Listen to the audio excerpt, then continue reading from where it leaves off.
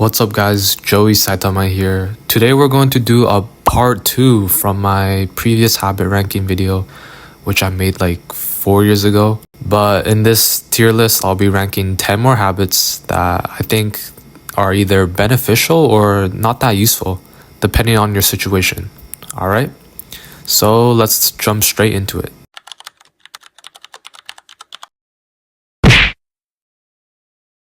Now, don't get me wrong, journaling is a solid habit, but I don't think it's as life-changing as some people make it out to be. It can be incredibly useful if you're like genuinely reflecting your thoughts, learning from your mistakes, tracking your progress over time, and it really gives you like a chance to slow down, organize your mind and things like that. However, if you're just simply writing about your day without thinking, without reflecting or making changes, you won't accomplish much. Journaling is only like what I think is that it's only as valuable if you put effort and honesty into it, which is why I'm just putting it in a B tier. But again, if you're like actually learning from your mistakes, if you're becoming more self-aware, I would rank this to a high A tier, honestly. Okay, now we have supplements. Now, supplements can be useful, but I feel like they're overhyped by all the TikTok influencers, the social media things, stuff like that. They're supplements for a reason because they're supplying you. They're essentially being taken because you are deficient in something, for example, vitamin D or iron, but it's not meant to replace a healthy diet. So if you're deficient in, again, vitamin D, iron, or B12, taking the right supplement can have a very good impact on your health. But for the average person like me, for example, if I'm taking vitamin C pills, right, it's not going to transform my life. And you'll get much better results if you're just eating the right food, the nutritious food, exercising regularly, and getting enough sleep. Because I think a lot of people are treating supplements like a superhero magical potion that will like unlock their life. But overall, supplements is just like a finishing touch to a healthy lifestyle, but it's not a foundation of one, which is why I'm putting this in a C tier. You don't need to take this unless you are deficient in anything. Meditation is one of the most powerful yet simple, effective habits you can build anywhere, because it improves one thing that affects every part of your life, which is your mind. You see, in a world full of constant distractions, notifications, stress, meditation really helps you, train you to slow down, stay present, stay calm, and take control of your thoughts instead of letting them control you. I haven't been meditating as consistently as before, but when I was doing so, I felt that it was sharpening my focus, it reduced my stress, it improved my emotional control, and it just helped me make better decisions under pressure. Everyone was like doom scrolling and it was getting really bad. So I just found that meditation helped me calm things down. Like literally just 10 to 15 minutes a day, or even less, like 3 minutes or 5 minutes can make a noticeable difference over time. If you can master your mind, almost every other habit becomes easier to stick, which is why meditation for me is obviously in S tier. This one's gonna be a hot take, but I'm putting to-do list in the C tier. Personally, they've never really worked that well for me. Like they sort of worked, but it feels like I'm spending so much time on planning that I'm not actually doing the thing that I want to do, which is making me feel productive in like a bad way. It doesn't really let me accomplish anything, so it's easy for people to fall into this kind of trap of organizing your tasks before doing them. I'd rather you use like an actual calendar, like Google Calendar, which helps you actually see what time you're doing these things, like planning your work blocks rather than just listing out the tasks you're gonna do. Now, don't get me wrong, I do know to-do lists works well for many different people.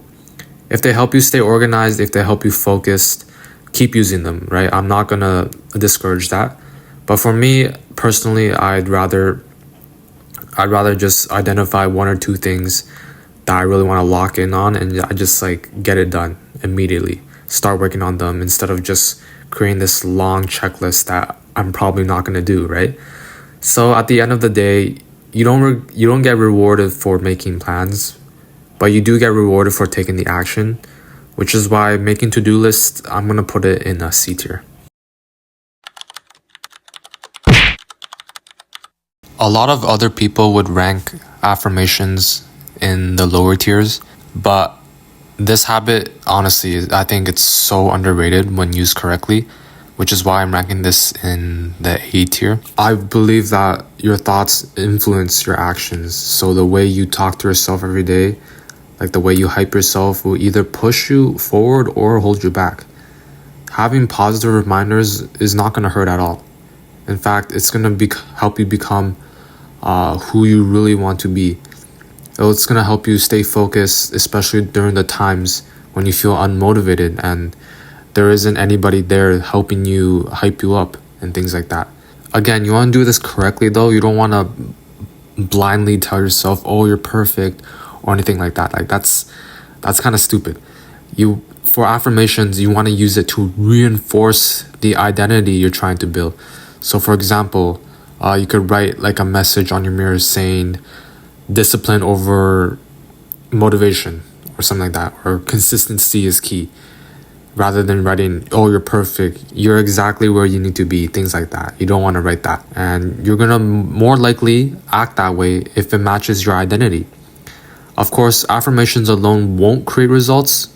You still need to put in that work for sure, but they can be that mental fuel that helps you stay consistent and keep on going when things get difficult, when there aren't people there to cheer you up. So yeah, your mindset heavily influences your actions, and I think affirmations deserve a spot in the A tier. Waking up early is a good habit, but I don't think it's something that automatically makes you productive or successful. There's nothing really magical about waking up at 5 a.m. if you're just gonna waste extra time scrolling on your phone in the morning. So if you're waking up at 6 a.m. and then heading straight to the gym, I would say that's pretty productive. That's really good. If you're naturally a morning person, then yeah, for sure, wake up at 6 a.m., 5 a.m., whatever you want. The real value of waking up early comes from what you do with that time. Since you have that quiet morning, it can really help you, give you time and space to work on yourself, exercise, study, or complete important tasks before all those distractions start piling up. However, I also believe that getting enough quality sleep is much more important than simply waking up early. I know this personally because my sleep is so bad, it's so cooked. I've been like trying to fix it for weeks now, but I don't know, man. But yeah, if waking up early makes you constantly tired and sacrificing your sleep, then I'd really say it's doing more harm than good, right? So for me, waking up early is a great habit when it helps create your structure, your schedule, gives you more control over your day, but it's really not the deciding factor in whether someone is going to be successful. So what matters more is how you intentionally use your time, which is why I rank waking up early in the B tier. But if you're using it really good and effectively, then I would say it could actually be an S tier. Your diet is the foundation of habits because it directly and indirectly affects everything in your life, your body, your energy. The food you eat determines how well you perform physically, like how focused you are mentally and how effectively you recover from things you do every day.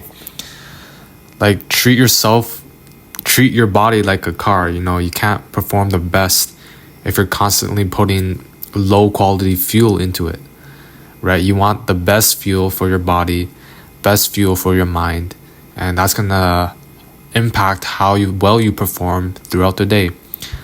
A lot of people focus on improving themselves through exercise, through motivation. Like, all those things are really important, but they forget that your body needs the right healthy foods to support those goals.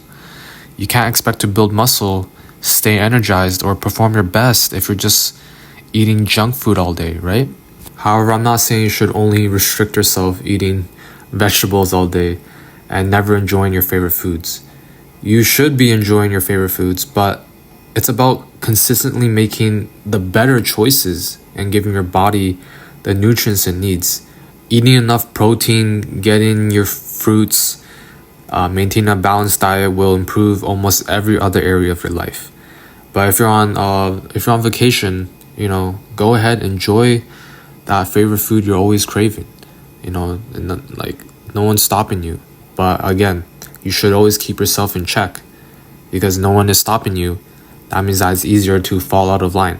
Again, your body is a vehicle that carries you throughout everything you want to accomplish, which is why I believe dieting, eating healthy easily deserves S tier. I'm gonna rank reading at a B tier. Don't get me wrong, it's a great habit. It allows you to learn from experiences and knowledge of people who have spent years studying different subjects. And a really good book can introduce you to new things. It can challenge your perspective, help you understand the world better. But I do believe that reading sometimes is overhyped and overused in self-improvement, because a lot of people read books but never actually apply them. So what they do is that they just drop a lot of money on these books, but then they never actually apply the knowledge that they learn, and it never really changes their life, because a lot of people think if you just read it, it's gonna change your life magically. But it's actually the actions you take that changes your life. So for example, reading about discipline won't make you disciplined. You might get a small boost of motivation, but you actually become disciplined by showing up and doing the work. Reading should be more of a tool to guide your growth, to help shape your trajectory, but it's not a replacement for taking the action, for doing the work. So because of this, I'm thinking it's a B tier. Reading is very valuable, but it's just depending on how you use the knowledge you gain, which is why I rank it as a B tier. But it will definitely be like a high A tier, a low S tier, if you actually apply what you learned. Okay, generally making your bed should be like a C tier, maybe even a D tier, if you want to be like successful in the future. But for me, making your bed is like that small habit that kind of just has a bigger impact in the end. So this is why I put it in the A tier, because it's not about making the bed itself, but it's about starting your day with just a small win, small confidence boost, that you're proving yourself you can follow through on simple commitments. And that first completed task creates that momentum and puts you more in a productive mindset. Then in the end of the day, you'll come back to a clean and organized space. That bed that you made from the morning. It won't transform your life by itself, which is why it's inherently like a C tier.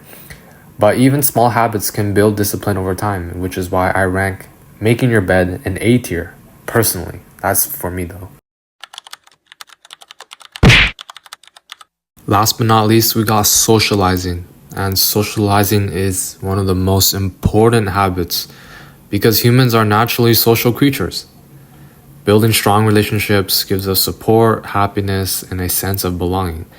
So you should go to your hangouts, right? Go work out with a friend. Go have lunch with a friend. The people you surround yourself with can influence your mindset a lot, your habits a lot, and even the person you wish to become. Having really good friends can help you launch you into that trajectory, right? It can help you achieve your goals. So a lot of self-improvement focus on becoming stronger alone, but having meaningful connections is just as important. Friends, family, and the people you meet can motivate you, challenge you, and help you through difficult times. Which is why, for example, if you're learning boxing, you can learn so much by yourself at home, but once you're with a coach, once you have a teacher that actually helps you, that's there to correct you, that's when you make the most progress. So you don't have to be constantly around people, but maintaining those real connections is essential for living a fulfilling life, a healthy life, because of how they actually impact our mental health and personal growth. So I believe socializing deserves an automatic S tier. There you have it. This is my tier list for ranking all the habits that I talked about in this video. I know this was a very long video.